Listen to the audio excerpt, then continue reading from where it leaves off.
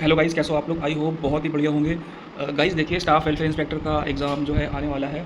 तो उसके लिए जो लेबर लॉज़ जो उसमें आने हैं, तो उसके लिए मैंने एक ये एक्सट्रैक्ट बनाया है कुछ इंपॉर्टेंट लॉज़ का। तो जो आपके एग्ज़ाम पॉइंट ऑफ व्यू से बहुत ही ज़्यादा बेनिफिशियल जो है रहने वाले हैं। तो ये एक्सट्रैक्ट मैं आपके साथ शेयर कर रहा हूँ। तो चलिए शुरू करते हैं। तो पहला जो लेबर लॉज़ है वो building and other construction workers act 1996 से है। तो देखिए, इसमें सेक्शन वाइज हम लोग पढ़ेंगे। सेक्शन वाइज हम लोग रिवाइज़ करेंगे कि लॉज़ के जो मेन पॉइंट हैं उनका जो मेन जो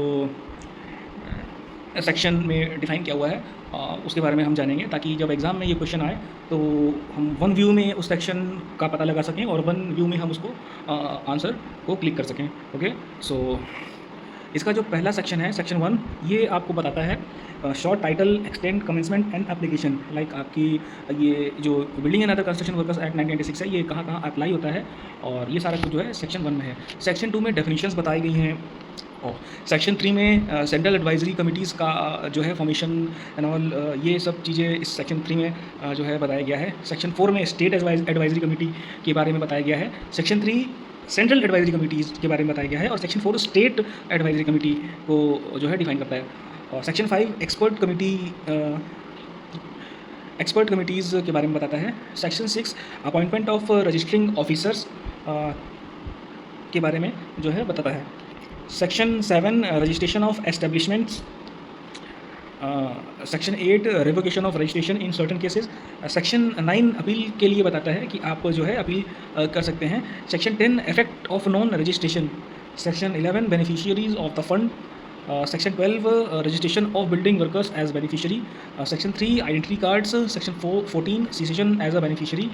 section 15 register of beneficiaries. Section 16 contribution of building workers.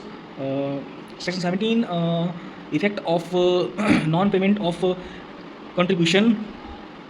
Section 18 constitution of state welfare boards. Section 19 secretary and other officers of the board. Section 20 meeting of the boards. Section 21 vacancies etc. not to invalidate proceedings of boards. Section 22 functions of the board. Section 23 grants and loans by central government. Section 24 building and other construction workers welfare fund. 25 budget. Section 26 annual report. Section 27 accounts and audit. Section 28 fixing hours for normal working day etc. Section 29 which is for overtime work. Section 30 maintenance of registers and records. Section 31 prohibition of employment of certain persons in certain buildings or other construction work. Section 32 drinking water. Section 33 latrines and urinals. Section 34 accommodation. Section 35 crutches. Section 36 first aid. Section 37 canteens. Section 38 safety committee and safety officers. Section 39 notice of certain accidents. Section 40 power of appropriate government to make rules for the safety and health of building workers. Section 41 framing of model rules for safety measures. Section 42 appointment of Director General, Chief Inspector and Inspectors. Section 43 powers of inspectors. Section 44 responsibility of employers. Section 45 responsibility for payment of wages and compensation. Section 46 notice of commencement of building or other construction work. Section 47 penalty for contravention of provisions regarding safety measures. Section 48 penalty for failure to give a notice of commencement of the buildings or other construction work. Section 49 penalty for obstruction. Section 50 penalty for other offences. 51 appeal. 52 recovery of penalty. Section 53 offences by companies. 54 cognizance of offences. Section 55 limitations of prosecutions. इसके बाद हम unit 7 के labour legislation, the child labour prohibition and regulation act 1986 के section देखते हैं। तो main section हम देखेंगे। तो सेक्शन 5 क्या डिफाइन करता है? Child labour technical advisory committee के बारे में इसमें बताया गया है। और सेक्शन 7 में hours and period of work के बारे में बताया गया है कि आपका जो वर्किंग टाइम क्या रहेगा, आवर्स उसमें आपके जो है अपॉइंटेड रहते हैं कि कितने आवर वर्क करना है, और पीरियड ऑफ वर्क ये वीकली हॉलीडेज़ के बारे में बताया गया सेक्शन 8 में। Section 9 notice to inspector. Section 10 disputes relating to age. Section 11 maintenance of registers. Section 12 display of notices. Section 13 health and safety. Section 17 inspectors. तो इसके बाद हम देखते हैं the interstate migrant workman regulation of employment and conditions of service act 1979. Power to, तो इसका जो section है वो मेन सेक्शन हम देखेंगे। Section 35 power to make rules. Section 11 appeal. Section 16 duties of contractors. Section 14(1) and 2 displacement allowance. Section 15 journey allowance. Section 23 1 and 2 registers and other records to be maintained. And Section 20 inspectors.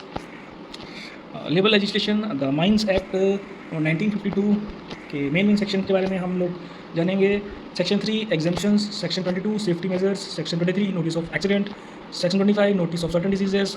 Section 28 and 29 hours and limitation of employment and weekly day of rest. Section 30 hours of work above ground. Section 31 hours of work below ground. Section 32 night shift. Section 33 extra wages for overtime. Section 40 persons below 18 years of age not be to be employed. Section 46 restrictions on employment of women.